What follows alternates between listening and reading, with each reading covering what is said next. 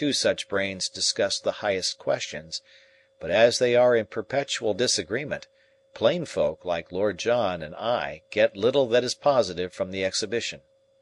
They neutralize each other, and we are left as they found us. Now the hubbub has ceased, and Summerlee is coiled up in his chair, while Challenger, still fingering the screws of his microscope, is keeping up a continual low, deep, inarticulate growl like the sea after a storm. Lord John comes over to me, and we look out together into the night. There is a pale new moon, the last moon that human eyes will ever rest upon, and the stars are most brilliant. Even in the clear plateau air of South America I have never seen them brighter. Possibly this etheric change has some effect upon light. The funeral pyre of Brighton is still blazing, and there is a very distant patch of scarlet in the western sky, which may mean trouble at Arundel or Chichester, possibly even at Portsmouth. I sit and muse and make an occasional note. There is a sweet melancholy in the air. Youth and beauty and chivalry and love, is this to be the end of it all? The starlit earth looks like a dreamland of gentle peace. Who would imagine it as the terrible Golgotha, strewn with the bodies of the human race? Suddenly I find myself laughing. "Hallo, young fellah!" says Lord John, staring at me in surprise. "We could do with a joke in these hard times. What was it, then?" "I was thinking of all the great unsolved questions," I answer. "The question that we spent so much labour and thought over. Think of Anglo-German competition, for example, or the Persian Gulf that my old chief was so keen about. Whoever would have guessed, when we fumed and fretted so, how they were to be eventually solved?"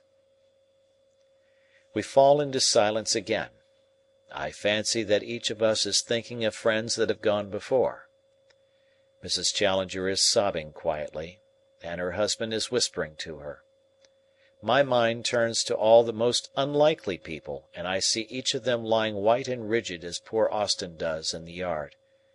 There is McArdle, for example. I know exactly where he is, with his face upon his writing desk and his hand on his own telephone, just as I heard him fall. Beaumont, the editor, too. I suppose he is lying upon the blue and red Turkey carpet which adorned his sanctum. And the fellows in the reporters' room, Macdona and Murray and Bond.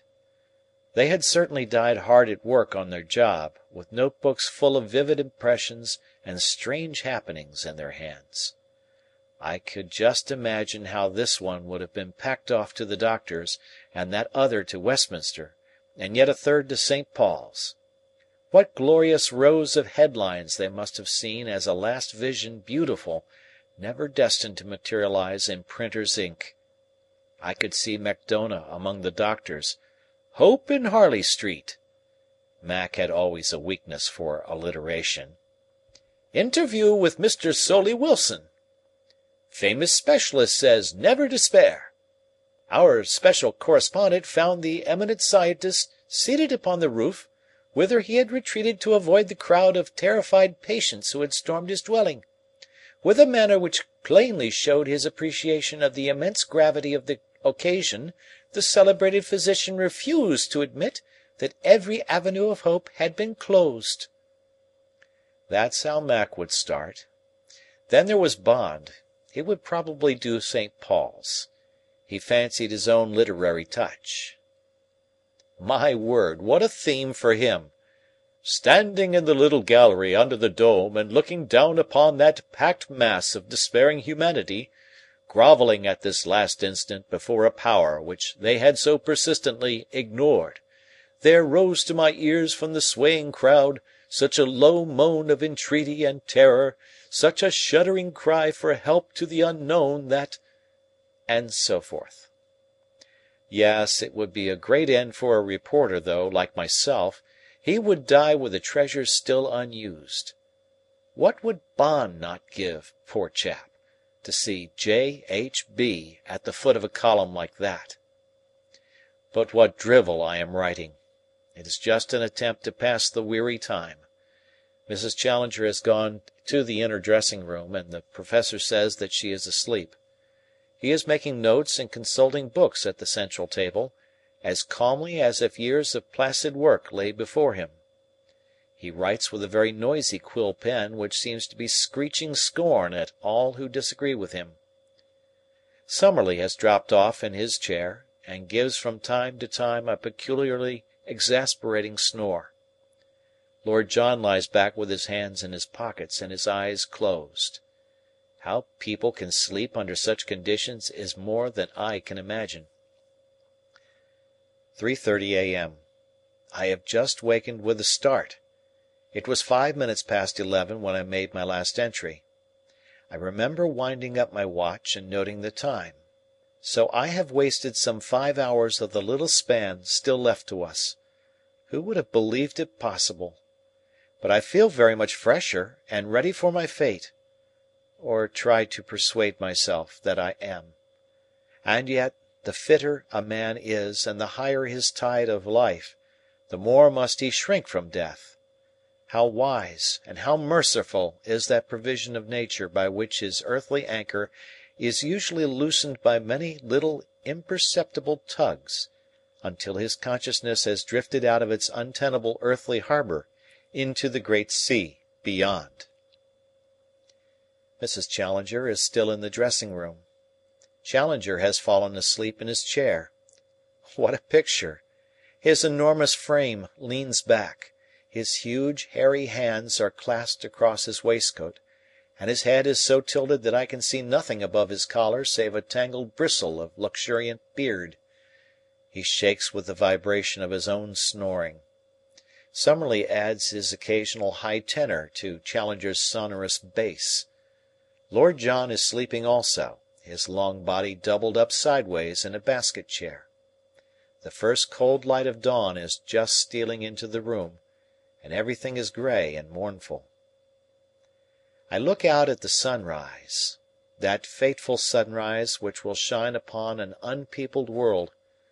The human race is gone, extinguished in a day, but the planets swing round and the tides rise or fall, and the wind whispers, and all nature goes her way, down, it would seem, to the very amoeba, with never a sign that he who styled himself the Lord of creation had ever blessed or cursed the universe with his presence. Down in the yard lies Austin with sprawling limbs, his face glimmering white in the dawn, and the hose nozzle still projecting from his dead hand. The whole of humankind is typified in that one half ludicrous and half pathetic figure, lying so helpless beside the machine which it used to control. Here end the notes which I made at the time. Henceforward events were too swift and too poignant to allow me to write, but they are too clearly outlined in my memory that any detail could escape me. Some chokiness in my throat made me look at the oxygen cylinders, and I was startled at what I saw. The sands of our lives were running very low. At some period in the night, Challenger had switched the tube from the third to the fourth cylinder. Now it was clear that this also was nearly exhausted. That horrible feeling of constriction was closing in upon me. I ran across and, unscrewing the nozzle, I changed it to our last supply. Even as I did so, my conscience pricked me, for I felt that perhaps, if I had held my hand, all of them might have passed in their sleep. The thought was banished, however, by the voice of the lady from the inner room crying, "George, George, I am stifling." "It's all right, Mrs. Challenger," I answered as the others started to their feet. "I have just turned on a fresh supply." Even at such a moment I could not help smiling at Challenger, who with a great hairy fist in each eye was like a huge bearded baby, new wakened out of sleep. Summerlee was shivering like a man with the ague, human fears, as he realized his position, rising for an instant above the stoicism of the man of science. Lord John, however, was as cool and alert as if he had just been roused on a hunting morning. "Fifthly and lastly," said he, glancing at the tube, "say, young fellah, Don't tell me you've been writing up your impressions